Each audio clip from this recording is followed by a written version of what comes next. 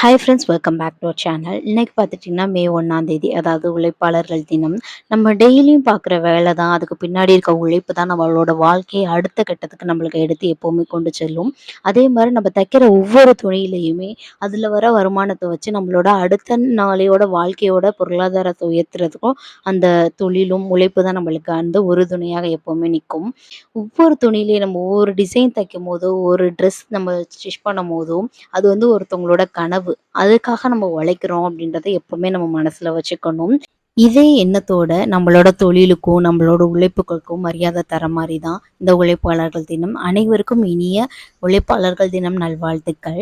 இன்னைக்கு நம்ம வீடியோவில் என்ன பார்க்க போறோம் அப்படின்னு பார்த்தீங்கன்னா, என்னோட ஒன் டே ஒர்க் தான் உங்ககிட்ட ஷேர் பண்ணிக்க போறேன். ஒன் டேல பார்த்துட்டிங்கன்னா ஒரு 7 ப்ளவுசஸ் தைக்க வேண்டியது இருக்கு. மார்னிங் ஒரு 4 மணிக்கு எந்திரிச்சு ஸ்டிச் பண்ண ஸ்டார்ட் பண்ணிட்டேன். ஒரு 3 மணிக்கெலாம் அலாரம் வச்சுருந்தேன். பட் என்னால் எந்திரிக்க முடியல. ஸ்னூஸ் பண்ணி ஒரு 4 மணிக்கு 4:10க்குலாம் நான் வந்து மிஷினில் உட்காந்துக்கிட்டேன். இது பார்த்துட்டிங்கன்னா முந்தின நாள் நைட்டே எல்லாத்தையும் கட்டிங் போட்டு வச்சிடலாம் அப்படின்னு சொல்லிட்டு கட்டிங் போட்ட வீடியோஸ் தான் இப்போ உங்கள்கிட்ட நான் ஷேர் பண்ணுறேன். ஆல்ரெடி கட்டிங் போட்டு வச்சது. அதுக்கப்புறம் எக்ஸ்ட்ரா இருக்க லைனிங் கிளாத்லாம் வச்சு அப்படியே ட்ரேஸ் அவுட் எடுத்து நம்ம கட் பண்ணிக்க வேண்டியதான்.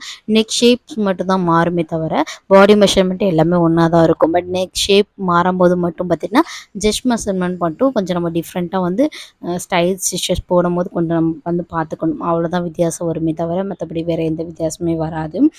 ஃபுல்லாக நைட்டு ஃபுல்லாக கிட்டத்தட்ட ஒரு 8 ப்ளவுஸ் வந்து கட் பண்ண வேண்டியது இருந்துச்சு. 8 ப்ளவுஸஸ் கட் பண்ணி வச்சுட்டு நைட்டு 12 மணிக்குள்ளே ஒரு 2 ப்ளவுஸ் ஸ்டிச் பண்ணிடலாம்னு சொல்லிட்டு ஒரு ஐடியாவில் தான் இருந்தேன். பட் உடம்பு வந்து சுத்தமாக ஒத்துழைக்கலாம். ஏன்னா வந்து நின்றுக்கிட்டே கட் பண்ணனால குதிங்கால் வலி ரொம்ப அதிகமாகிடுச்சு. சரி மார்னிங் எழுந்திரிச்சு ஒரு 3 மணிக்கெலாம் ஸ்டிச் பண்ணிடலான்னு பார்த்தேன். ஆனால் சொன்ன மாதிரியே அலாரம் வச்சதை அப்படி மாற்றி மாற்றி வச்சு 4:10 ஆகிடுச்சு. அப்படின்னு ஃபைனலாக முடிச்சிடணும் அப்படின்னு சொல்லிட்டு ஒரு டார்கெட் பண்ணி ஸ்டிச் பண்ண ஸ்டார்ட் பண்ணிட்டேன். காலைல பார்த்திங்கன்னா எந்திரிச்சோடனே வந்து ஒரு 4:10க்குலாம் எந்திரிச்சு தைக்க ஆரம்பித்தப்பே நார்மல் ப்ளவுஸ் ஃபஸ்ட்டு ஃபினிஷ் பண்ணிடலாம் அப்படின்னு சொல்லிட்டு நார்மல் ப்ளவுஸ் தான் ஸ்டார்ட் பண்ணேன். ஒரு 4 நார்மல் ப்ளவுஸு எப்படியுமே எனக்கு ஒரு 1/2 மணி நேரம் ஆகுதுன்னு வைங்க. ஏன்னா தூக்க கலக்கத்தில் தைக்கும்போது கொஞ்சம் டைம் எடுக்கும். ஆனால் இந்த ப்ளவுஸை நான் தைக்க முடிக்கிறதுக்கு ஒரு மணி நேரம் கிட்ட டைம் எடுத்துச்சு. ஏன் தான் அப்படி டைம் எடுத்துச்சுன்னு எனக்குமே தெரில. ஆனால் லாஸ்ட்டாக அப்புறம் கவனித்து கொஞ்சம் ஃபாஸ்ட்டாக தைக்கணும் அப்படின்னு பார்க்கும்போது பார்த்திங்கன்னா ஒரு 20 நிமிஷத்துலேயே லாஸ்ட்டில் ஒரு ப்ளவுஸை மட்டும் ஸ்டிச் பண்ணி முடிச்சிட்டேன். ஏன்னு தெரில. எப்போவுமே சீக்கிரமாக ஸ்டிச் பண்ணி முடிச்சிடும். தூக்க கலக்கத்தில் தைச்சனாலேயோ இல்லை சவுண்டு அதிகமாக கேட்கக்கூடாதுன்னு மிஷின் பொறுமையாக தைச்சனாலேயோ அந்த அளவுக்கு டைம் எடுத்துச்சான்னு எனக்கு தெரியல. ஃபைனலாக ஒரு 6:45க்குள்ளே வந்து ஒரு 4 ப்ளவுஸையும் ஸ்டிச் பண்ணி முடிச்சிட்டேன். நெக்ஸ்ட் வந்து பாப்பாங்களையும் தம்பியும் பார்க்கணும். ஏன்னா அவங்க எந்திரிச்சோடனே வந்து அவங்களுக்கு தேவையானதெல்லாம் நம்ம செஞ்சு கொடுத்துட்டு வீட்டு வேலையில் கொஞ்சம் தண்ணி பிடிக்கிறதெல்லாம் இருக்கும். அதெல்லாம் ஃபினிஷ் பண்ணிட்டு தான் நம்ம அடுத்த ஒர்க்கே ஸ்டார்ட் பண்ண முடியும். ஏன்னா அந்த வேலை கிடந்துருச்சுன்னா அப்படியே பொழுதுக்கும் அந்த வேலையே பார்க்குற மாதிரி ஆகிடும். ஃபைனலாக இதெல்லாம் வந்து அந்த வீட்டு வேலை எல்லாத்தையுமே கொஞ்சம் கொஞ்சம் முடித்ததுக்கப்புறம் வந்து இது வந்து ஹெம்மிங் பண்ணி ஹூக் வச்சு கஸ்டமர்கிட்ட டெலிவரி கொடுத்துடணும். ஏன்னா அவங்க வந்து 9 மணிக்கு வந்து வாங்கிக்கிறேன்னு சொன்னாங்க. அதனால் சரி அதை கொடுத்துர்லான்னு சொல்லிட்டு ஹெம்மிங் பண்ணி ஹூக் வச்சு அவங்கள்ட்ட டெலிவரியும் கொடுத்தாச்சு. அதுக்கப்புறம் பார்த்திங்கன்னா இந்த ப்ளவுஸை ஸ்டிச் பண்ண ஸ்டார்ட் பண்ணிட்டேன். இதில் பார்த்திங்கன்னா ஒரு 2 லைனிங் ப்ளவுஸ் இருக்குது. ஒரு 3மே லைனிங் ப்ளவுஸ் தான். 1 மட்டும் டிசைன் ப்ளவுஸ் ஸ்டிச் பண்ண சொன்னாங்க.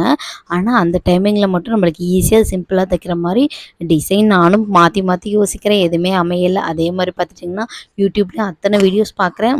ஒன்றுமே செட் ஆகலை. கரெக்டாக நம்ம வந்து எல்லாமே பார்த்தாலுமே எல்லா டிசைனுமே பார்த்தாலுமே அந்த சாரீக்கு அது சூட் ஆகுமா அப்படின்ற ஒரு டவுட் இருந்துக்கிட்டே இருந்தது. அதே மாதிரி அந்த கஸ்டமருக்கு அவங்களோட ஃபியூச்சர்ஸ்க்கு தகுந்த மாதிரி, அதாவது உடம்புக்கு ஏற்ற மாதிரி அந்த டிசைன் வந்து மேட்ச் ஆகுமான்ற ஒரு டவுட் இருந்துக்கிட்டே இருந்தது. ஃபைனலாக அதையும் முடிச்சுட்டேன். ஒரு 1:15 எல்லாத்தையுமே ஃபினிஷ் பண்ணி அதையும் ஹூக்கெல்லாம் வச்சு ஹெம்மிங் பண்ணி எடுத்து வச்சுட்டேன். அதுக்கப்புறம் கஸ்டமர் வந்தாங்க. வந்துட்டு இதுவும் அவங்களோடது தான்.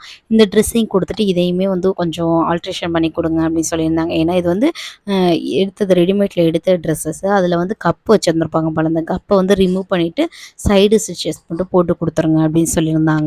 அதே மாதிரி இன்னொரு 2-3 ட்ரெஸ்ஸஸ் கொடுத்துருந்தாங்க. அதில் வந்து ஒன்றுக்கு வந்து கை வைக்கணும், இன்னொன்று வந்து புர்கா அடிக்கணும் அப்படின்னு சொல்லிட்டு எக்ஸ்ட்ரா வந்து கொடுத்துருந்தாங்க. அதெல்லாம் நம்ம ஸ்டிச் பண்ணிடலாம் அப்படின்னு சொல்லிட்டு ஃபைனலாக அதையுமே ஸ்டிச் பண்ண ஸ்டார்ட் பண்ணிட்டேன். இப்போ காமிக்கிறேன் பார்த்தீங்களா, இந்த மாதிரி ஒரு டூல் வந்து கண்டிப்பாக நீங்கள் வாங்கி வச்சுக்கோங்க.